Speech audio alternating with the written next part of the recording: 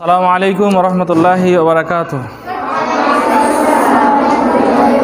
ইন্নাল হামদুলিল্লাহি ওয়াহদা ওয়াসসালাতু ওয়াসসালামু আলা মান লা নাবিয়্যা বা'দা আম্মা বা'দ।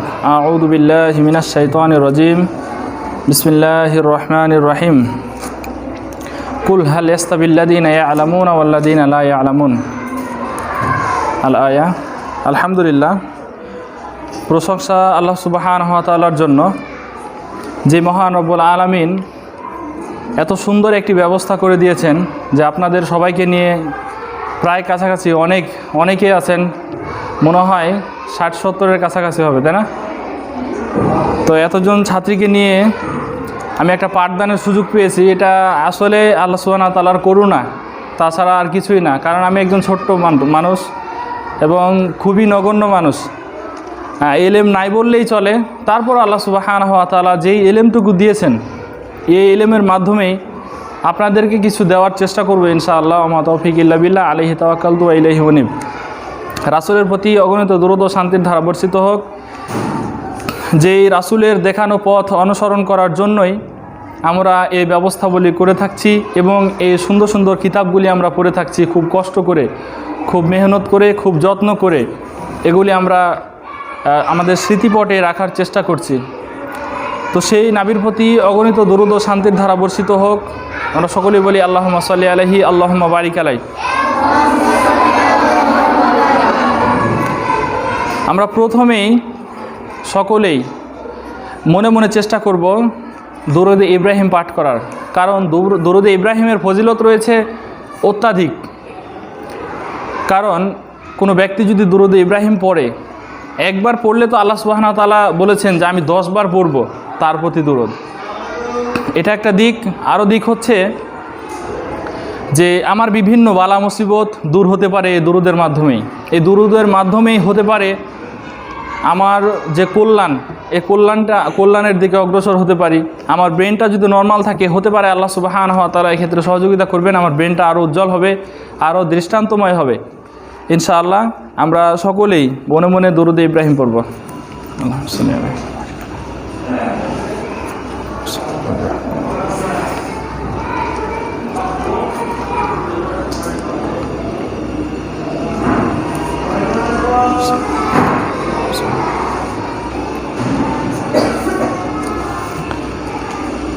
আলহামদুলিল্লাহ, আমরা আপনাদেরকে দুইটি কিতাব কিনে এনে দিয়েছি আর কি।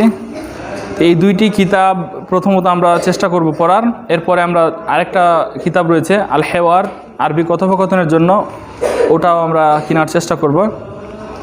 আর এক্ষেত্রে এগুলো পড়ার মানে হচ্ছে, বিশেষ করে আদব যে মাদ্রাসাগুলিতে পড়ানো হয় তার সিস্টেমটা হচ্ছে এই ক্লাসেই আপনার পড়া আদায়। এই পড়াটা কিন্তু আদায় মানে বাসা থেকে আদায় করে নিয়ে আসবে, মাদ্রাসা থেকে আদায় করে নিয়ে আসবে, এই উদ্দেশ্যে পড়া দেওয়া হয় না। এই পড়াটা যতটুকু পড়াবে একজন শিক্ষক, তার সিস্টেমটা হচ্ছে এই ক্লাসেই পড়াটা পূর্ণ আদায় করে নেবে। এজন্য আপনাদেরকে কথা বলতে হবে। আমি যা জিজ্ঞাসা করব এবং যে প্রশ্নগুলো করব, সাথে সাথে সেগুলো দেওয়ার চেষ্টা করতে হবে। আমি যাকে ধরবো সে সাথে সাথে বলবে, আর সে যদি না পারে তাহলে আমি তার পাশের জনকে বা অন্যজনকে ধরবো। এজন্য সকলকেই এই প্রতীক্ষা রাখতে হবে যে আমি অবশ্যই এটার উত্তর দিব এবং আমি আগে দিব। আমি এরকমও চেষ্টা করব যে কে বলতে পারে, আমি অবশ্যই তার মেধা যাচাই করব যে হ্যাঁ অবশ্যই সে তার মেধাকে কাজে লাগাচ্ছে এবং এটা শিখতেও পারবে খুব তাড়াতাড়ি ইনশাআল্লাহ। এক্ষেত্রে আমরা একটি কিতাব নিয়ে এসেছি, যেটা কিতাবটার নাম হচ্ছে আদ-দুরুসুন নাহবিয়্যা লিন-নাশিঈন। তো এই কিতাবটা লিখেছেন মুফতি বুরহানুদ্দিন রব্বানী, জামিয়া আবু বকর সিদ্দিক রাদিয়াল্লাহু তাআলা আনহু যাত্রাবাড়ি মাদ্রাসার প্রিন্সিপাল। তিনি তার মাদ্রাসায় এই কিতাবটা পড়ান, আবার এটাও তারই লেখা। তো এটা আমরা নাহু প্রসঙ্গে যে নাহবিমির রয়েছে, বিশেষ করে নাহবিমিরটা এখানে পূর্ণাঙ্গ রূপে রয়েছে, খুব সংক্ষেপ আকারে। এটা আমরা ছন্দ আকারে যেহেতু লেখা আছে, ছন্দ আকারে আমরা সাথে সাথে মুখস্থ করার চেষ্টা করব। অনুরূপভাবে এই বইটি যে রয়েছে, এটা মূলত আমরা যে এসওআরবি শিখে পড়েছি ওই অনুকরণেই রাখা, কিন্তু সেখানে লেখা ছিল একটা ধরন সিস্টেমে, এখানে লেখা থাকবে আরেক ধরন। এখানে যখন আমরা পড়েছি তখন আমাদেরকে এই কিতাবটা এভাবে পড়ানো হয়েছে যে এখানে যে শব্দার্থগুলো দেখছেন এই শব্দার্থগুলো আমাদেরকে সাথে সাথে মুখস্থ করায় নিয়েছেন, প্লাস কে বলতে পারে, কে কতটি প্রশ্ন শব্দার্থ বলতে পারে, এবং সাথে সাথে তাকে 1 সেকেন্ড সর্বোচ্চ সময় দেওয়া হবে। 1 সেকেন্ডের মধ্যে সে বলতে হবে, তাকে বলতে হবে, এইরকম সময় দেওয়া হবে। কারণ আপনি যদি এরকম মেধাকে মানে না নিয়ে আসতে পারেন যে আপনি সাথে সাথে উত্তর দিতে পারছেন বা না পারছেন, তাহলে আপনার এই মেধাকে মানে খাটানো যাবে না। এজন্য সাথে সাথে আপনাকে এর উত্তরগুলি দিতে হবে, আমি যা কিছু জিজ্ঞাসা করব। তা আমরা প্রথমে শুরু করব এ নাহু দিয়ে, যেহেতু প্রথম দিন অনেকে ছিল না, আমরা প্রথম দিন ইলমে নাহুর মূল ভিত্তি বা আরবি ভাষার মূল ভিত্তি পড়িয়েছিলাম। আরবি ভাষার মূল ভিত্তি পড়িয়েছিলাম। তো আমরা জানবো যে আসলে আরবি ভাষার মূল ভিত্তি কয়টি। আমাকে আরবি শিখতে হলে প্রথমত 4টি মৌলিক বিষয় আমাকে জানা লাগবে। তার ভিতরে একটা হচ্ছে ইলমুন নাহু, আরেকটা হচ্ছে ইলমুস সরফ, আরেকটা হচ্ছে ইলমুল লুগা, আরেকটা হচ্ছে ইলমুল বালাগা। তো সর্বপ্রথম একজন ব্যক্তির জানা উচিত ইলমুল লুগা প্রসঙ্গে। আমরা যখন মক্তবে লেখাপড়া করি তখনই আমরা দেখেছি যে আমাদেরকে প্রথমত শব্দের উচ্চারণ জানানো না, শব্দ অক্ষরগুলি আমাদেরকে মানে জানতে হয়। এই অক্ষরগুলি জানার পরে ওই অক্ষরগুলির সাথে একটা অক্ষর যোগ করে, 2টা অক্ষর যোগ করে, 3টা অক্ষর যোগ করে পরস্পর এভাবে একটা বাক্য পর্যন্ত আমাদেরকে পড়তে দেওয়া হয়। তো এইভাবে এই কিতাবটা এই সিস্টেম যে প্রথমত আমাকে জানতে হবে ইলমুল লুগা প্রসঙ্গে একটা শব্দের ধারণা। কারণ আমার শব্দের যদি ধারণা না থাকে, শব্দ যদি মুখস্থ না থাকে, তাহলে আমি কোনো কিতাবের অর্থও করতে পারবো না, এবং কিতাবটা কী সম্পর্কে বলছে, লাইনটাতে কী সম্পর্কে বলছে, একটা বাক্যে কী বলছে, এটা আমরা বুঝতে পারবো না। এজন্য শব্দের গুরুত্ব অপরিসীম, শব্দের অর্থ মুখস্থ করতে হবে। এবং আমাদের যে ইনসার যে কিতাব বইটা রয়েছে, এটাতে আমরা শব্দ অর্থ প্লাস এই শব্দগুলি আমরা কিভাবে প্রয়োগ করবো এটা জানাতে পারবো ইনশাআল্লাহ। তাহলে আমরা প্রথমত জানবো যে ইলমুল লুগা কাকে বলে। তো ইলমুল লুগা বলে দিয়েছিলাম যে শব্দের সঠিক উচ্চারণ ও অর্থ জানাকে ইলমুল লুগা বলা হয়। একটা শব্দের কিভাবে উচ্চারণ করব, এর সঠিক উচ্চারণ এবং এর অর্থ জানাকে ইলমুল লুগা বলা হয়। দ্বিতীয়ত আমরা জানবো যে ইলমুল বালাগা কাকে বলা হয়। ইলমুল বালাগা হচ্ছে সুন্দর করে সাজিয়ে বলাকে ইলমুল বালাগা বলা হয়। তথা প্রথম দিন আমরা এভাবে একটি উদাহরণ দিয়েছিলাম যে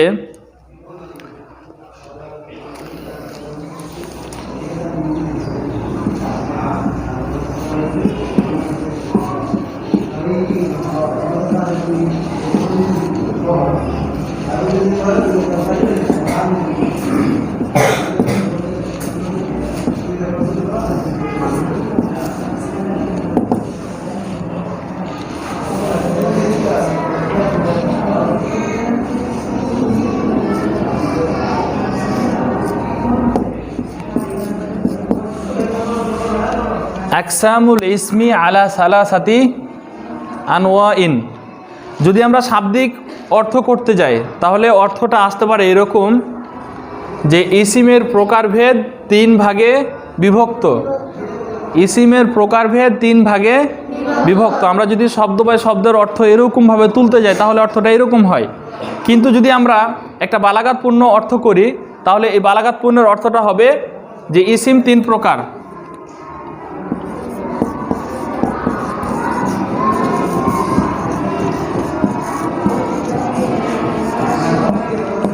ইসিম 3 প্রকার। পূর্ণ এত বড় একটা বাক্যের অর্থটা হচ্ছে ইসিম 3 প্রকার। তাহলে আমরা যদি শব্দ বাই শব্দের অর্থ করতাম তাহলে এর অর্থটা হতো আকসামুল ইসমি আলা সালাসাতি আনওয়াইন, ইসিম 3 ভাগে বিভক্ত, তাই না? কিন্তু যদি আমরা সুন্দর একটা অর্থ তুলতে যাই তাহলে তার অর্থটা হবে ইসিম 3 প্রকার। এই সিস্টেমটাকে জানা এবং এগুলি ভালোভাবে পর্যবেক্ষণ করার নামই হচ্ছে ইলমুল বালাগা। তৃতীয়ত আমরা জানব শব্দের সংযোজন পদ্ধতিকে, শব্দের পদ্ধতি জানাকে ইলমুন নাহু বলা হয়। তথা একটা শব্দ আমি জানি আর একটা শব্দের সাথে এটাকে কিভাবে ব্যবহার করব। জায়েদ দাঁড়িয়ে আছে, জায়েদ দাঁড়িয়ে আছে বা জায়েদ দণ্ডায়মান, এই শব্দটাকে আমরা কিভাবে আরবিতে রূপান্তর করব। একটা শব্দের আরেকটা শব্দের সাথে কীরূপ সম্পর্ক, এই বিষয়টা জানাকেই মূলত ইলমুন নাহু বলা হয়। চতুর্থ নম্বরে আমরা জানব ইলমুস সরফ, তথা আমরা যে দেখি মিজান, তারপরে মুনসাইব, তারপরে ইলমুস সরফের আরও যে কিতাবগুলি রয়েছে যেমন ইলমুস সিগা, তো এই কিতাবগুলিতে জানা যায় বা এই ইলমুস সরফটা জানা যায় এই কিতাবগুলির মাধ্যমে। তো এই ইলমুস সরফটা হচ্ছে মূলত একটা শব্দ থেকে আরেকটা শব্দের রূপ, এক রূপ থেকে আর এক রূপ, আমরা একটা সিগা রয়েছে, ওয়াহিদের সিগা রয়েছে, আমি তাসনিয়া সিগা করব, জমাত সিগা করব, এটা কিভাবে করব, এক বচনকে দ্বিবচন, দ্বিবচনকে বহুবচন, তো এভাবে এগুলির আমরা পরিবর্তন এই ইলমুস সরফের মাধ্যমেই জানতে পারবো। দ্বিতীয় নম্বরে আরেকটি বিষয় আমরা জানব যে ইলমে নাহুর উদ্দেশ্য। ইলমে নাহু প্রণয়নের উদ্দেশ্যটা কি? ইলমে নাহু প্রণয়নের মূল উদ্দেশ্য হচ্ছে নির্ভুল বাক্য গঠন, তথা এই ইলমে নাহুর মাধ্যমে আমরা সুন্দর করে শব্দ বাই শব্দ বসিয়ে একটা পূর্ণাঙ্গ বাক্য তুলতে পারবো। তারপরে আরেকটা উদ্দেশ্য হচ্ছে বাক্য এবং বাক্যস্থ শব্দের শেষ অবস্থা ইলমুন নাহুয়ের আলোচ্য বিষয়, তথা এটা আলোচ্য বিষয়। যে আলোচ্য বিষয় মানে ইলমে নাহুর আলোচ্য বিষয়টা কি, এর মূল আলোচ্য বিষয়টা হচ্ছে বাক্য এবং বাক্যের মধ্যে যা কিছু রয়েছে এর অবস্থাটা পরিপূর্ণভাবে জানা বা পর্যবেক্ষণ করা। তো এটুকু আমরা প্রথম দিন পড়িয়েছিলাম, যেহেতু আমাদের হাতে কিতাব ছিল না। তো এখন আমরা জানব লাফজ। সর্বপ্রথম আমরা জানব লাফজ প্রসঙ্গে। লাফজ প্রথমত আসলে লাফজ মানে লাফজ শব্দটা কাকে বলে? লাফজ শব্দটা বলে হচ্ছে মুখের ভাষা, যেটা মানুষ যা কিছু বলে সেটা অর্থপূর্ণ হতে পারে, আবার অর্থপূর্ণ নাও হতে পারে। মানুষ যাই বলুক না কেন, মানুষের মুখ থেকে যা কিছু বের হয় এটাকেই মূলত বলা হয় লাফজ। এই লাফজটা আবার দুই ভাগে বিভক্ত হয়ে যাবে। একটা মানুষ যেই শব্দের মাধ্যমে মানুষকে বুঝাতে পারে, মানুষ কোনো একটা কথা বললে, কোনো একটা শব্দ উচ্চারণ করলে মানুষ বুঝতে পারে, এরকম একটা অর্থ হবে, এটা এক প্রকারে যাবে। আর একটা হচ্ছে মানুষ এমন কিছু মুখে উচ্চারণ করে যে শব্দগুলির কোনো অর্থ নেই। এজন্য আরবি ভাষায় লাফজ হচ্ছে দুই ধরনের, একটা হচ্ছে লাফজে মাউজু আর একটা হচ্ছে লাফজে মুহমাল।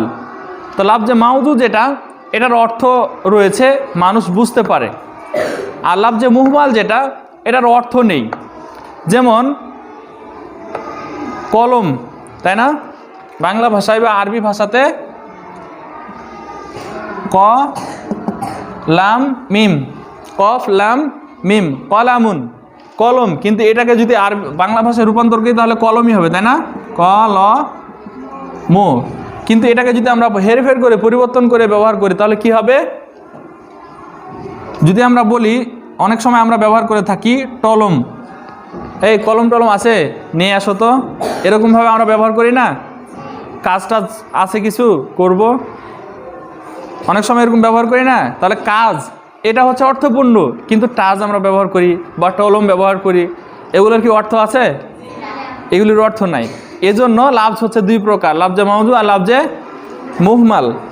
কিন্তু এখানে আমরা জানব সর্বপ্রথম যে লাফজ হচ্ছে মানে লাফজের শাব্দিক অর্থটা এখানে জানবো। প্রথমত লাফজ হচ্ছে দুই প্রকার, লাফজে মুফরাদ আর লাফজে মুরাক্কাব। লাফজে মুফরাদ আর লাফজে মুরাক্কাব। লাফজে মুফরাদ হচ্ছে একক অর্থ প্রকাশ করলে, মানে এক যদি বুঝায়, যে কোনো শব্দ যদি এক বুঝায় তাহলে ইলমে নাহুর পরিভাষায় সেটাকে কি বলে? মুফরাদ বলে, তাই না? তাহলে সেটাকে লাফজে মুফরাদ বলে। আর লাফজে মুফরাদকে আবার কি বলে? কালিমা বলে। তা আজকে আমরা জানবো মূলত লাফজে মুফরাদ প্রসঙ্গেই। আর লাফজে মুফরাদ আমরা নাহবি মিরে পড়ে এসেছি। লাফজে মুফরাদ কয় প্রকার? তিন প্রকার। লাফজে মুফরাদ কয় প্রকার? তিন প্রকার। সবাইকে কথা বলতে হবে, তাই না? আর লাফজে মুফরাদ কি কি? তিন প্রকার। মাশাআল্লাহ, ইসিম, ফেল, হরফ। তাহলে ইসিম কাকে বলে? আমরা সকলেই জানি, তাই না? ইসিম কাকে বলে? হ্যাঁ, যে নিজের অর্থ নিজে প্রকাশ করতে পারে, তিন কালের কোনো কালের সাথে সম্পর্ক ছাড়াই, তাকে ইসিম বলে। যেমন কই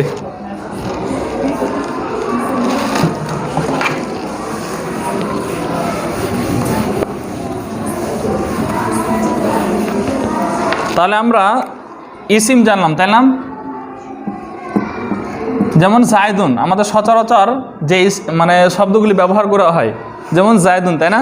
খুব পরিচিত একটা শব্দ, যে কোনো কিতাবের মধ্যে জায়েদ, খালেদ, বকর, উমর এগুলি ব্যবহার করা হয়। তো ইসিমের আমরা কি জানলাম? উদাহরণ জায়েদ, তাই না? জায়েদ, জায়েদ বললে কি বোঝায়? একজন ব্যক্তি বোঝায়, তাই না? তো ব্যক্তি যদি বোঝায় তাহলে এখানে কি কোনো কাল বোঝাবে? কোনো কাল বোঝাবে না। তারপরে আমরা জানবো ফেল। আর ফেল কাকে বলে?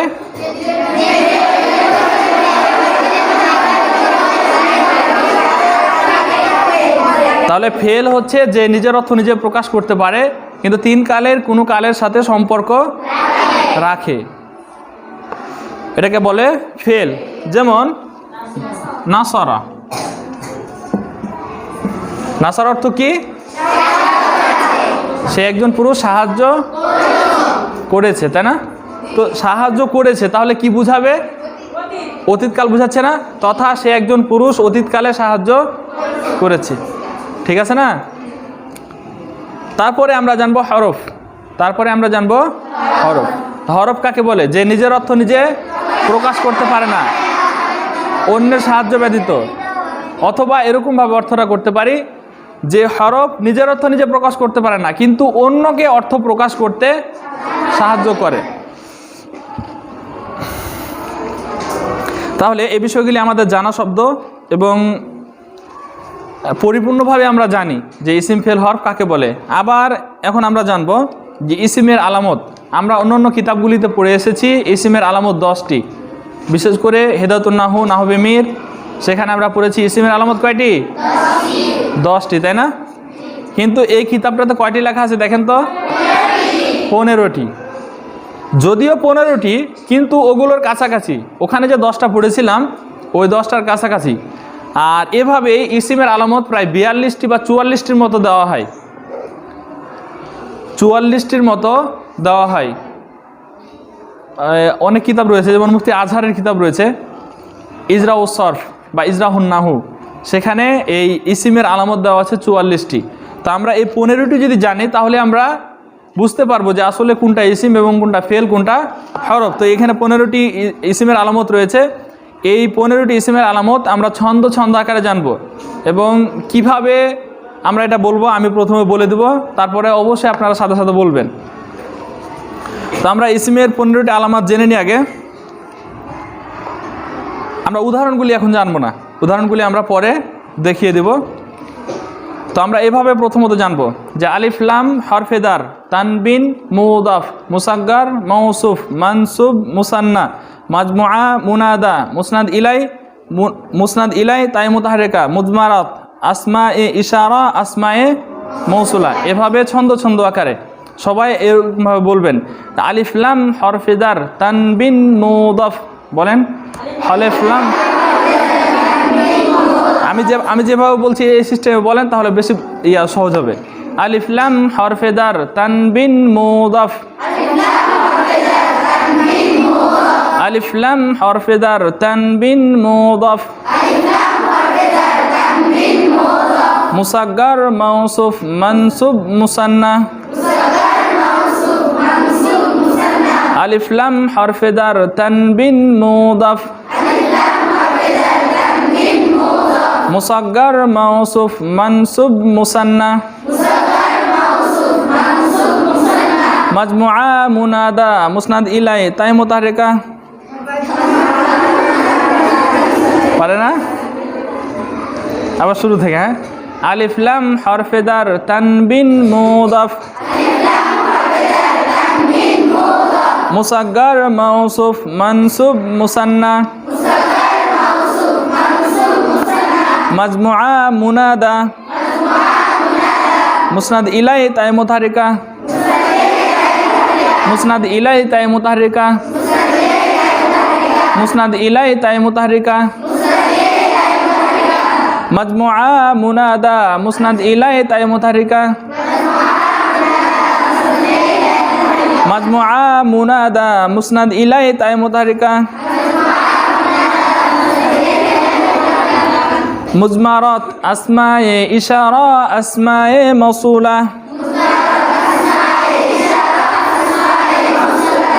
ألف لام حرف دار تنبين مضاف مصغر مصغر موصوف منصوب مثنى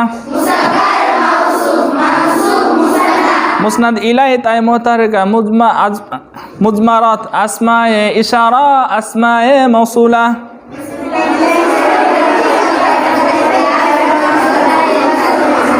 কি কেমন লেগে যায়? প্রথমত তো এভাবে, কিন্তু এই কিতাবটা পুরোটা এভাবে শেষ করতে হবে ইনশাআল্লাহ। ঠিক আছে না? পারবেন না? পারবেন ইনশাআল্লাহ। আর এভাবে যদি মুখস্থ করেন তাহলে আপনার সারা জীবন থেকে যাবে। আশা রাখি যে সারা জীবন থেকে যাবে। আমরা সেই অনেক দিন আগে পড়েছি আর এখনও এই সিস্টেমে বলতে পারি, কেউ ধরলে এভাবে বলতে পারি। তো দেখেন, তাহলে আমি সম্পূর্ণ একবার শেষ করি একবারে, তারপরে আপনারা অবশ্যই বলার চেষ্টা করবেন। আলিফ লাম হরফে দার তানবিন মুদাফ মুসাগ্গার মাউসুফ মানসুব মুসান্না মাজমুআ মুনাদাত মুসনাদ ইলাইহি তাই মুতাহারিকা মুদমারাত আসমায়ে ইশারা আসমায়ে মাউসুলা। বলেন।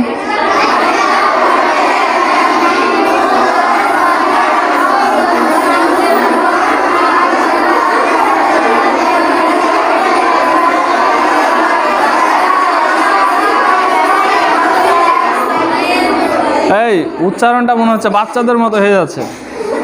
মানে এই যে আমি যেই ঢকে ঢকে বললাম না, এই সিস্টেমে বলতে হবে, তাহলে উচ্চারণগুলো একসাথে হবে এবং বোঝা যাবে যে আপনারা কি বলছেন। কিন্তু একজন আরেকজনের সাথে যদি না মিলে কণ্ঠটা, তাহলে কিন্তু বোঝা যাবে না। দেখবেন যখন ইসলামিক সঙ্গীতগুলি বলি, ইসলামিক সঙ্গীতগুলি যখন মানে শেখানো হয়, তখন 8 জন 10 জন একটাই গান গাইতেছে, কিন্তু সবাই একই সুরে গাইতেছে। একজন আরেকজনের মতো যদি গায়, মানে এক একজন এক এক ধরনের যদি গায়, তাহলে কি সেটা বোঝা যাবে? গান মনে হবে না। বিয়ের সময় মেয়েরা যে গীত গায় এটার মতো হয়ে যাবে, তাই না? এজন্য আমি যে সিস্টেমটা বলার চেষ্টা করলাম, প্রয়োজনে আপনারা 4টা 4টা করে বলবেন। প্রথমে 4টা বলবেন, তারপর আবার 4টা, তারপরে আবার 4টা, এভাবে। হ্যাঁ, দেখেন। আলিফ লাম হরফে দার তানবিন মুদাফ। দেখেন তো কত সুন্দর হলো না? হ্যাঁ, এভাবে বলবেন। মুসাগ্গার মাউসুফ মানসুব মুসান্না মাজমুআ মুনাদা মুসনাদ ইলাইহি তাই মুতাহারিকা। এই তাই মুতাহারিকা এটা খুব তাড়াতাড়ি বলবেন, তাহলে মিলবে। হ্যাঁ, মুদমারাত আসমায়ে ইশারা আসমায়ে মাউসুলা আলিফ লাম হরফে দার তানবিন মুদাফ মুসাগ্গার মাউসুফ মানসুব মুসান্না মাজমুআ মুনাদা মুসনাদ ইলাইহি তাই মুতাহারিকা মুজমারাত আসমায়ে ইশারা আসমায়ে মাউসুলা।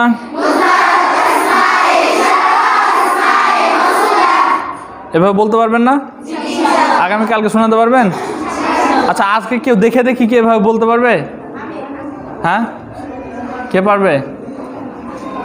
লজ্জা নাই তো, কি সমস্যা আছে? পারবেন? হ্যাঁ, বলেন। ফাতেমা বলেন। আরে বড় দিয়ে শুরু করতে হবে তো, তাহলে ছোটরা বলবে, সাহস পাবে। বলেন। এই সবাই বলবেন, বলেন।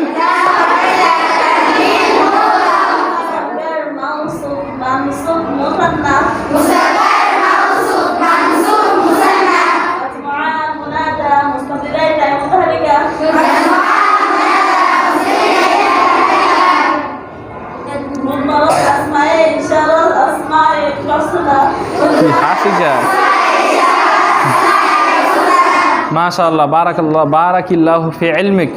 অনেক সুন্দর পেরেছে, যেহেতু আমি বেশিক্ষণ পড়াই নাই। কে পারবে? বলেন।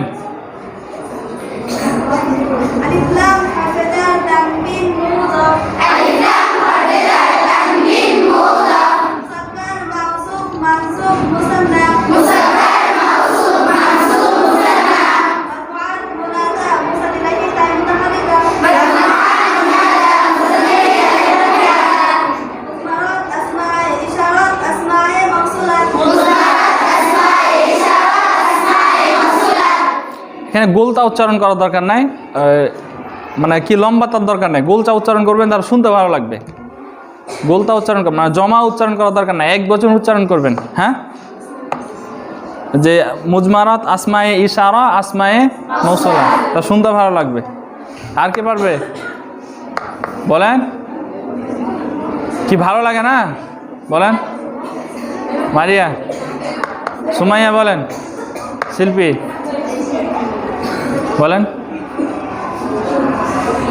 কি শরম কে? এ শরম করলে তো হবো না।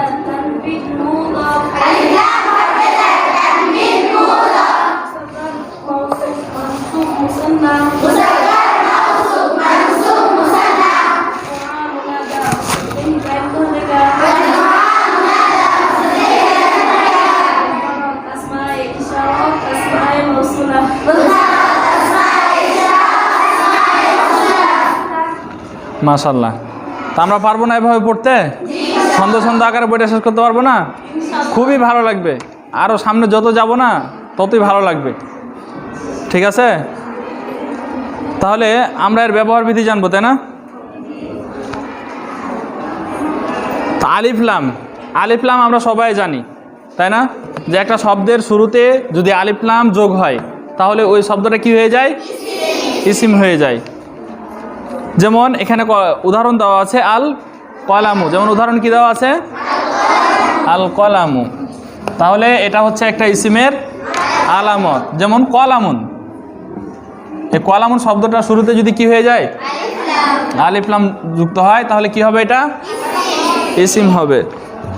দ্বিতীয় নাম্বার, কোনো শব্দের শুরুতে যদি হরফে জার যুক্ত হয় তাহলে সেটা কি হয়? ইসিম হয়। তাহলে এই আল কলামু শব্দের শুরুতে যদি হরফে জার বা যুক্ত করি তাহলে কি হবে? বিল কলামি। তাহলে এটা কি হয়ে গেল? ইসিম হয়ে গেল। তারপরে আমরা জানবো যে তানবিন, তানবিন কিভাবে দিব? এই কলামুন তথা এভাবে দুই তানবিন হতে পারে, মানে পেশ তানবিন অথবা জের তানবিন অথবা জবর তানবিন, তাই না? আরেকটা বিষয় এখানে, যে যদি হরফে জার হয় বা এটা জারি হালাতে থাকে, মুজাফ ইলের মাধ্যমে হোক অথবা হরফে জারের মাধ্যমেই হোক, তাহলে কি হয়? দুই তানবিন হতে পারে, তাই না? কিন্তু আবার এই দুই জবর তানবিন কখন হবে? যখন এটা হাল হবে অথবা তামিজ হবে অথবা মাফউলে বিহি হবে, মাফউলে মুতলাক হবে, তাই না? মানে মাফউল হলে, নাসবের হালাতে হলেই তখন দুই তানবিন হবে, মানে তখন অর্থটা এরকম হবে যে কলামান, তাই না? ঠিক আছে না? তারপরে আমরা দেখব মুজাফ, যেমন কলামু জায়দিন, জায়েদের কলম। আচ্ছা, মুজাফ কাকে বলে? হ্যাঁ, কে পারে? মুজাফ কাকে বলে? মুজাফ একটি শব্দকে আরেকটি শব্দের দিকে সম্পৃক্ত করাকেই ইজাফাত বা মুজাফ বলে, তাই না? তো যাকে ইজাফাত করা হয়, মানে যাকে সম্পৃক্ত বা সম্বন্ধ করা হয় তাকে কি বলে? মুজাফ বলে। আর যার দিকে নিসবত করা হয় তাকে কি বলে? মুজাফ ইলাইহি, তাই না? যেমন কি উদাহরণ দেওয়া আছে এখানে? কলামু জায়দিন, তাই না? কলামু জায়দিন। তাহলে এই প্রথম অংশটাকে কি বলে? মুজাফ। আর দ্বিতীয় অংশকে মুজাফ ইলাইহি। মাশাআল্লাহ। তখন এর অর্থটা কি হবে? জায়েদের কলম। তাহলে মুজাফ, মুজাফ ইলাইহি, এর এটা তারকিবের দিক দিয়ে বাক্যে কি হয়? তারকিবগত দিক দিয়ে বাক্যের কি হয়? এটা কি পরিপূর্ণ একটা জুমলা হয়? পরিপূর্ণ জুমলা হয় মুজাফ মুজাফ ইলাইহি? পরিপূর্ণ জুমলা হতে পারে না, একটা জুজে জুমলা হয়, মানে বাক্যের একটা কি হয়? অংশ হয়। কেন অংশ হয়? এটা মুরাক্কাবে গয়রে মুফিদ, জায়েদের কলম, তাই না? কলামু জায়দিন, জায়েদের কলম। তো জায়েদের কলম এটা কি বুঝবো আমি? কিছু বোঝা যাচ্ছে কি? জায়েদের কলম চুরি করে নিয়েছে? জায়েদের কলম কেউ নিয়ে চলে গেছে নাকি? না, জায়েদের কলম দিয়ে আমি লিখছি নাকি? কি বুঝাচ্ছে? কিছু বোঝা যায় না। এই বোঝা না গেলে তো এটা মুরাক্কাবে গয়রে মুফিদ, তাই না? ঠিক না? তাহলে এই মুরাক্কাবে মুফিদ হতে গেলে একটা পূর্ণ বাক্য হয়, কিন্তু মুরাক্কাবে গয়রে মুফিদ কি হয় না, পূর্ণ বাক্য হয় না। তাহলে বাক্যের একটা অংশ বিশেষ হয়, মুজাফ মুজাফ ইলাইহি মিলে পূর্বের আমেল অনুযায়ী এটা হবে যে এটা আসলে কোন হালাতে রয়েছে, মানে বাক্যের কি অংশ, এটা কোন অংশ বিশেষে এই অংশটা কার্যকর হবে। তারপরে আমরা জানবো মুসাগ্গার, তাই না? মুসাগ্গারের বিশেষ রূপ হচ্ছে তিনটা, ফাইলুন, ফাইলিলুন, ফাইলিলুন। এই তিনটা হচ্ছে এই তাসগীরের বা মুসাগ্গারের রূপ। আরও কয়েকটা রূপ আছে, তবে এই তিনটা সবচেয়ে বেশি ব্যবহার হয়, এই তিনটা রূপ সবচেয়ে বেশি ব্যবহার হয়। তো আমরা অনেক সময় অনেক ক্লাসে বলেছি, প্রায় ক্লাসে হয়তো বলা হয়ে গেছে যে তাসগীর করার কয়েকটা হিকমত রয়েছে, তাসগীর করার কয়েকটা হিকমত রয়েছে। তারপরে জামরু মৌসুফ, যেমন কলামুন জাদিদুন, তাই না? কলামুন জাদিদুন অর্থ কি হবে? নতুন কলম, তাই না? মৌসুফ সিফাত কলামুন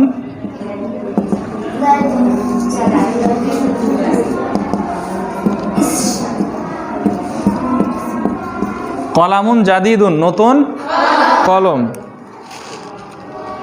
এটার একটা খেয়াল রাখতে হবে যে আমাকে কেউ যদি আরবি বানাতে দেয় অথবা কেউ যদি অনুবাদ করতে দেয়, তার অনুবাদটা কি করব, কিভাবে আমরা অনুবাদ করব, ইনশাআল্লাহ এই বইটার মধ্যে একটা আলোচনা আসবে মৌসুফ সিফাত, কিভাবে আলোচনা করব, কখন কি সিস্টেম আলোচনা করতে হবে। এই সিস্টেমে অনেকগুলি উদাহরণ নিয়ে আসবে এবং সব দিকগুলি আমাদেরকে দেখিয়ে দেবে। আমরা ইনশাআল্লাহ ওই সময় আলোচনা করব। আজকে যেহেতু সময় মনে হচ্ছে শেষের পথে, এই জন্য আজকে বিস্তারিত দিকে যাচ্ছি না।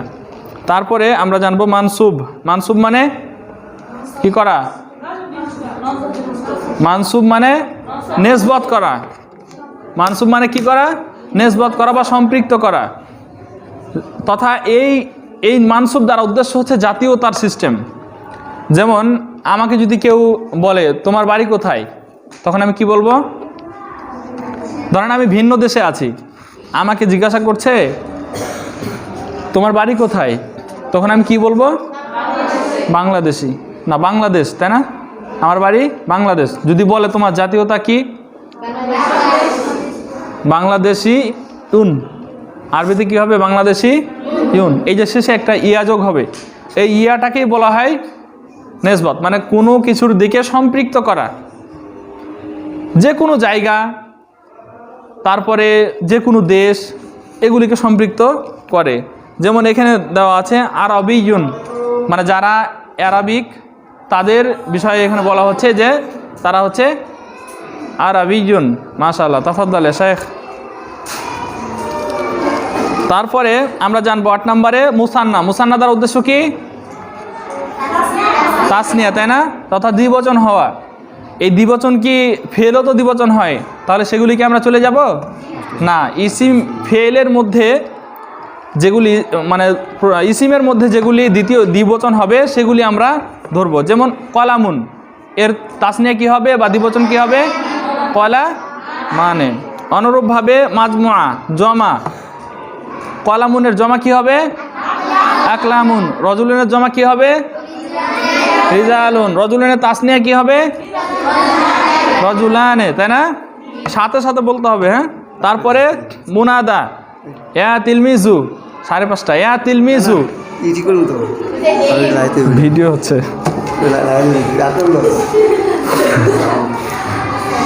তো মুনাদা কি কিসের মাধ্যমে হয়ে থাকে? হরফে নেদার মাধ্যমে হয়ে থাকে না? হরফে নেদা কয়টা? 5টা। সবার ঠোঁটস্থ থাকা লাগবে, তাই না? তারপরে মুসনাদ ইলাইহি। মুসনাদ ইলাইহি কাকে বলে? মুসনাদ ইলাইহি কাকে বলে? মুবতাদাকে মুসনাদ ইলাইহি বলা হয় না? মুসনাদ ইলাইহি এর অপর নাম মুসনাদ ইলা না? মুসনাদ ইলাইহি না, এ কি মুবতাদা না? মুবতাদার অপর নামে হচ্ছে মুসনাদ ইলাইহি। তারপরে তায়ে মুতাহারিকা, যেমন নাসরাতুন, তথা কোনো ইসিমের শেষে গোলতা যুক্ত হওয়া। তারপরে মুজমারাত, মানে তথা 70টি যে জমির রয়েছে, জমির কয়টা? 70টি। এই 70টি জমির যে কোনো একটা যদি আসে তাহলে এটা কি হবে? ইসিম বলে গণ্য হবে। তারপর আসমায়ে ইশারা আর আসমায়ে মৌসুলাত। তা আজকে আমরা আপাতত এটা রাখলাম। আমাদের আরেকটা যে কিতাব রয়েছে এটা শুরু করব আজকে। হ্যাঁ, দু একদিন আমাদের আলোচনাটা মানে গুছিয়ে নিতে একটু হবে, দেরি হতে পারে, মানে যেহেতু অনেক দিন থেকে এগুলো কিতাব পড়ানো নাই, তো এজন্য দু একদিন আপনাদের কাছেও বিরক্ত লাগতে পারে, আমার কাছেও কেমন লাগছে। হ্যাঁ, দেখেন 1 নম্বর পৃষ্ঠা, আল বাবুল আউয়াল ফিল জুমলাতিল ইসমিয়াতিল আসাসিয়াতিল উলা। আল বাবুল আউয়াল প্রথম অধ্যায়, ফিল জুমলাতিল ইসমিয়াতি তথা জুমলায়ে ইসমিয়া প্রসঙ্গে, আল আসাসিয়াতুল উলা মানে প্রথম ভিত্তি, জুমলায়ে ইসমিয়ার প্রথম ভিত্তি প্রসঙ্গে এই প্রথম অধ্যায় আলোচনা করা হবে।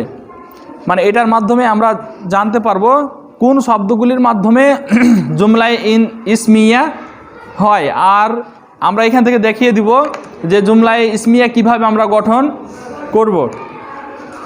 তো এখানে আমরা দেখতে পাচ্ছি এই বইটা লেখক শুরু করেছেন সর্বপ্রথম যে লুগাতি অর্থগুলো বা মুফরাদাত, যে একক অর্থগুলো রয়েছে বা একক শব্দগুলি রয়েছে, এই শব্দগুলির মাধ্যমে মূলত এই কিতাবটা নিয়ে এসেছেন। আর এখানে একটি বিষয় পার্থক্য করেছেন যে, তো পার্থক্য বলতে এগুলির অর্থটা সুন্দরভাবে দিয়েছেন।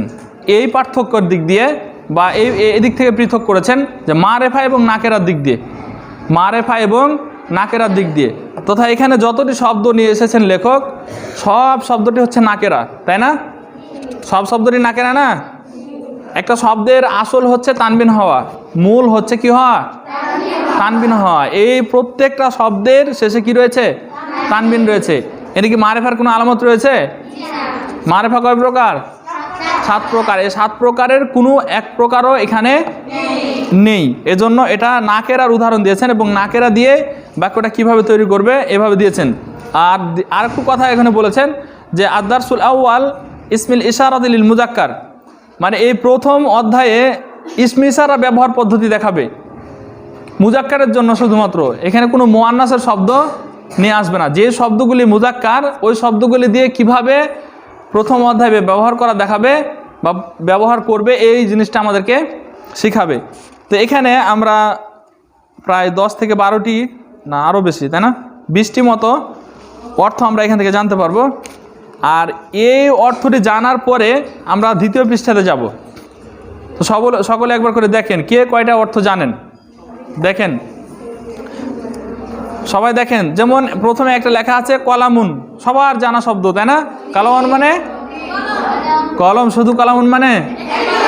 এখানে একটা বিষয় আমি বলেছি, তাই না, যে এই প্রথম অধ্যায়ে লেখা হয়েছে মারেফা থেকে পৃথক করে শুধুমাত্র নাকেরা, মারেফা থেকে পৃথক করে শুধুমাত্র নাকেরা। কারণ এরকমই শব্দ নিয়ে আসবেন আবার লেখক, তারপরে ওইটার মাধ্যমে বুঝাবেন কি যে এটা মারেফার উদাহরণ, মারেফার কিভাবে অর্থ তুলতে হয়। মূলত এই কিতাবটার মাধ্যমে আমরা জানতে পারবো যে একটা বাক্যের আমরা অর্থ কিভাবে তুলব, তথা একটা শব্দটা যদি নাকেরা হয় তাহলে তাকে নাকেরা মোতাবেক অর্থ তুলতে হবে, শব্দটা যদি মারেফা হয় তাহলে মারেফা মোতাবেক অর্থ তুলতে হবে। এখানে আমাকে অবহেলার কোনো সুযোগ নেই, আমাকে এই বিষয়টি বলাই লাগবো যে কলামুন মানে একটি কলম। শুধু কলম এটা বলা যাবে না, শুধু কলম এটা বলা যাবে না। যেভাবে কলামানে 2টি কলম, এখানে কি আমি শুধু কলম বলতে পারবো? আকলামুন, এখানে কি শুধু কলম বলতে পারবো? তাহলে এই যে কলামুন মানে বলতে হবে যে একটি কলম, কারণ এটা তাসনিয়াও নয় জমাও নয়। আর কলমটি এর মর্মে বলতে পারবো না, কেন? তার শুরুতে আলিফ লাম নাই বা এটা মারেফাও না যে আমরা এটাকে মারেফা আকারে অর্থ তুলব। তাহলে এটা হচ্ছে নাকেরা, নাকের আকারে আমাকে অর্থ তুলতে হবে। এখান থেকে আপনার ভিত্তি মানে গড়তে হবে। আর এইগুলোর মাধ্যমেই মূলত আমরা অর্থ জানতে পারবো, আমরা কিভাবে একটা বাক্যের অর্থ তুলব। আমরা অনেক সময় অর্থ তুলতে দিই বা নিজেরা অর্থ করে অনেক সময় ভুল করি, কেন? আমাদের মূল ভিত্তিটা নেই। আমরা মনে করি যে এটা তো একটা উদাহরণ মাত্র, উদাহরণের অর্থ আমার কি দরকার, জানার দরকার আছে? আমরা এরকম মন মানসিকতা নিই এবং আমরা উদাহরণগুলির প্রতি খেয়াল রাখি না। মূলত উদাহরণগুলি এজন্যই নিয়ে আসা হয় যেন আপনার ভিত্তিটা মজবুত হয়। আপনি কায়দা একটা মুখস্থ করলেন, কায়দার পরে যেন ওই উদাহরণটিতে আপনি প্রয়োগ করতে পারেন, এজন্যই মূলত দেওয়া হয়। আর শুধুমাত্র আরবি আপনি জানলেন এটাও হলো না, কারণ ওটা তো দেওয়া আছে আরবদের জন্য, আরবিটা তো হচ্ছে উদাহরণটা আরবদের জন্য, কিন্তু আপনি যে বাংলাভাষী, আপনাকে তো বাংলায় অন্যদেরকে বোঝাতে হবে, তাহলে আপনাকে বাংলা জানতে হবে না, বাংলায় মুখস্থ করতে হবে অর্থটাও, যেভাবে আরবিটা মুখস্থ করতে হবে। তাহলে কলামুন মানে, কিতাবুন মানে, সিতরুন পর্দা কোনটা? হ্যাঁ, এই যে একটা পর্দা, তাই না? এটা একটা পর্দা না? তাহলে এই বিষয়টা খেয়াল রাখা লাগবে যে কলামুন মানে একটি কলম, কিতাবুন মানে একটি কিতাব, আর সিতরুন মানে একটি পর্দা। প্রয়োজনে আপনারা ধরাধরি নিজেরাই ধরাধরি করবেন, যে অন্যদেরকে জিজ্ঞাসা করবেন, এই এটা কি, ওটা কি, এটা কি, যেগুলি জানা শব্দ এগুলি আগে বারবার উচ্চারণ করার চেষ্টা করবেন। তারপরে আস্তে আস্তে আস্তে আস্তে যখন আপনার কাছে আসবে তখন, যেমন ঘড়ি সবাই অর্থ জানে, অনেক অনেক সময় বাতি সবাই জানে, তারপর পাখা, মেরুয়াহাতুন সবাই জানে, এগুলি ধরাধরির মানে প্রথমত চেষ্টা করবেন। তারপরে জিদারুন মানে, তাহলে আমরা এতক্ষণ পর্যন্ত যে শব্দগুলি বললাম আমাদের চারপাশে এখনো আছে, চারপাশে আছে না? তাহলে এভাবে ধরাধরি করবেন। অনুরূপভাবে মিসবাহুন মানে, বাইতুন মানে, বাবুন, সারিরুন, এই যে দেখেন সারিরুন পর্যন্ত আমাদের ঘরের মধ্যেই আছে, আছে না? ধরাধরি করতে পারবেন? ঘুমার পূর্বে মুহূর্তে প্রয়োজনে 5 মিনিট, 5 মিনিট আপনি কারোর সাথে গল্প না করে 10 মিনিট গল্প করবেন, 5 মিনিট সময় দেবেন, বলবেন তুমি আর আমি আরবি যে শব্দগুলি আছে এগুলি ধরাধরি করি, তাহলে আপনার ব্রেনে স্থায়ী হবে এবং অন্যের সামনে আপনার বের হয়ে আসবে। আমরা আরবি দেখেন কত শব্দ জানি, কত শব্দ জানি। আমি একটা বিষয় লক্ষ্য করি, যখন আমি কোরআনের অর্থগুলো করি, মোতালা করতে যাই বা হাদিস মোতালা করতে যাই, দেখি 2-1টা শব্দ আনকমন হয়, 2-1টা শব্দ আনকমন হয়, তার মানে কত শব্দের অর্থ জানি। কিন্তু ওই শব্দগুলি যদি কেউ বলে যে আমার সামনে উপস্থাপন করো, আমার সামনে বলো, আমি পারবো না। কেন? আমি দেখে দেখে জানি ওই অর্থটার অর্থ, মানে ওই শব্দটার অর্থ, কিন্তু আমার মুখস্থ, আমার ব্রেনে কিন্তু নাই, আসলে আমার ব্রেনে নাই, কিন্তু আমি দেখে দেখে ওই অর্থটা পারি। ওই দেখে দেখে এই অর্থ বাদ দিতে হবে। এই জন্য আজকে একটা বিষয় নিয়ে গবেষণা করছিলাম, সময় তো কম, আবার সময় শেষ হয়, যে তৃতীয় বিশ্বযুদ্ধ হবে, তৃতীয় বিশ্বযুদ্ধ হবে আপনার ঢাল নিয়ে। এই যে এত বড় বড় বিমান, তারপর রাইফেল, গান, এগুলো থাকতে হাত দিয়ে যুদ্ধ করার মানেটা কি? হ্যাঁ, আবার হাদিসে আসছে আল্লাহ সুবহানাহু ওয়া তাআলা এই এলেম উঠিয়ে নেওয়ার মাধ্যমে মানে আলেমদেরকে উঠিয়ে নেবেন। কিভাবে? দেখেন, ওই কিয়ামত আল্লাহ রাসূল সাল্লাল্লাহু আলাইহি ওয়াসাল্লামের যুগ থেকে শুরু করে এখন পর্যন্ত যদি গবেষণা করতে যান, মাদ্রাসা বা আরবি শিক্ষার ব্যবস্থাপনা আরও বৃদ্ধি হচ্ছে না? দিন দিন বৃদ্ধি হচ্ছে। দেখেন, এই অঞ্চলে মাদ্রাসায় ছিল না, অথচ 2টা মাদ্রাসা এখন, তাই না? এরকমভাবে দেখেন মাদ্রাসা গড়তে আছে। তাহলে এত দ্রুত কিভাবে মানুষ খারাপ হবে? কিভাবে? এর কারণটা হচ্ছে এটাই যে আমরা নির্ভরশীল হয়ে যাব স্যাটেলাইট টিভির মাধ্যমে, বা স্যাটেলাইটের প্রতি আমরা সবসময় নির্ভর করব। আমরা আর এই কিতাবাদি আর নিয়ে থাকবো না। হতে পারে আমরা এই ক্লাস করাবো, তাও মানে ল্যাপটপ বা মোবাইলের মাধ্যমে, ছাত্রছাত্রীরাও ওই ল্যাপটপ বা মোবাইলের মাধ্যমে, যেমন অনেক রাষ্ট্রে এরকম হয়ে গেছে। তাহলে দেখেন, তাহলে কিতাব ওই যখন এরকম ব্যবস্থাপনা হবে তখন কিন্তু আর মুখস্থ করবে না, তখন কিন্তু আর পড়ালেখা মুখস্থ করবে না। কি, আমার বইয়ে তো আছে। যেমন আমরা সাধারণত এখন যখন খুতবা দিতে যাই, তখন আমরা 2-4টা হাদিস লিখে নিয়ে যাই, 2-1টা আয়াত মুখস্থ তো করে হালকা, কিন্তু যদি এগুলোর উপর নির্ভরশীল না হতাম, যেটা মূল উদ্দেশ্য ছিল, যে এক সময় এরকম হতে পারে, আমার ধারণা বা আমার গবেষণায় আজকে বিশেষ করে এই গবেষণাটা আসছে যে হতে পারে এই মিডিয়ার জগৎ যত যা কিছু আছে খুব অচিরেই, খুব তাড়াতাড়ি ধ্বংস হয়ে যাবে। মানে আর এটা ওই সময় যখন আমরা সম্পূর্ণ আমাদের এলেমটাকে ওই মোবাইলের উপর বা স্যাটেলাইটের উপর নির্ভর করব। আমি তো বই দেখে পারছি, মোবাইল দেখে তো পারতেছি, কি মুখস্থ করবো এত কষ্ট করে? না, এই সময়ে হতে পারে যে এই যত স্যাটেলাইট মাধ্যম আছে, যত যা কিছু আছে, কলকারখানায় এসে সব কিছু অচল হয়ে যাবে, এরকম হতে পারে। এটা আমার মনে হচ্ছে এরকমই হবে। তো যাই হোক, এজন্য আমাকে এরকম নির্ভরশীলতা হতে হবে না। আমি যেন একটা শব্দ দেখলে যেন বলতে পারি, হ্যাঁ এটা শব্দের অর্থ হচ্ছে এইটা, ঠিক আছে না? এজন্য ধরাধরি করতে হবে। তারপরে সাহমুন শব্দটির অর্থ কি? একটি তীর। সাহমুন মানে একটি তীর। যখন হাদিস পড়বেন তখন এই শব্দটি অনেক ব্যবহার পাবেন। সাহমুনের বহুবচন হচ্ছে আসহাম বা আসহুম। হ্যাঁ, তারপর কুফলুন, এটাও আমাদের কাছে আছে। আমাদের ট্রাঙ্কে তালা মেরে রাখি, আমাদের দরজায় তালা মেরে রাখি, তাই না? তারপরে মিফতাহুন, এটা তো আমরা পকেটে নিয়ে বেড়াই সবসময়, তাই না? ঠিক না? তাহলে আমাকে জেনে থাকা লাগবে কি না? তারপর নাজমুন, রাত্রি হলে আমরা দেখতে পাই তারকা, তাই না? তারপরে মুস্তুন, যেটা বিশেষ করে পুরুষরা ব্যবহার কম করলেও মহিলারা অত্যাধিক ব্যবহার করে। হ্যাঁ, কি এটা? একটি চিরুনি। তারপর সুন্দুক, একটি বাক্স। বাক্স তো আমাদের আছে, তাই না?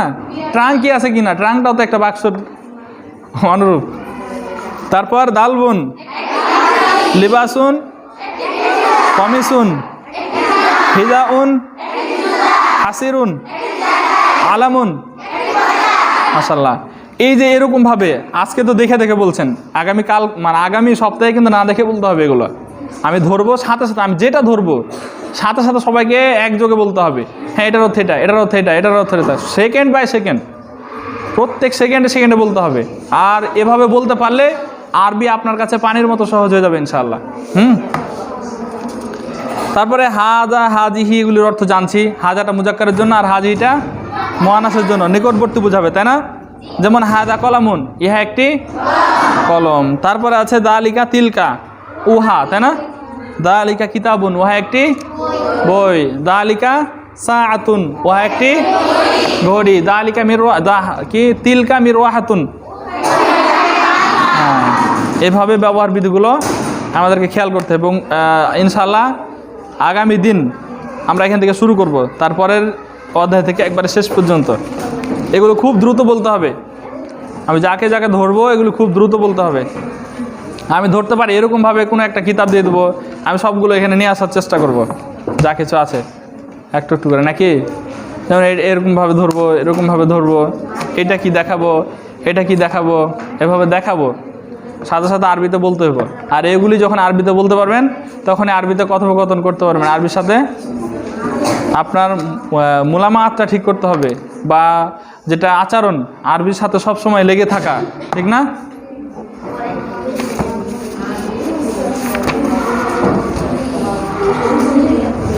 এই দেখেন, আমরা প্রথম অধ্যায়ের যে শব্দগুলি পড়লাম, এই শব্দের অর্থগুলি কিন্তু আমাদের সবার জানা। অধিকাংশ, দুই একটা শব্দ হতে পারে যে কাউরি জানা নেই, কিন্তু অধিকাংশ শব্দগুলি, আর এগুলি আমরা সচরাচর সব সময় ব্যবহার করে থাকি। তাহলে এই শব্দটি যদি আমরা ব্যবহার মানে আরবিতেও করতে পারি তাহলে আমাদের জন্য উপকার হবে না? আমরা আরবির প্রতি দক্ষতা অর্জন করতে পারবো।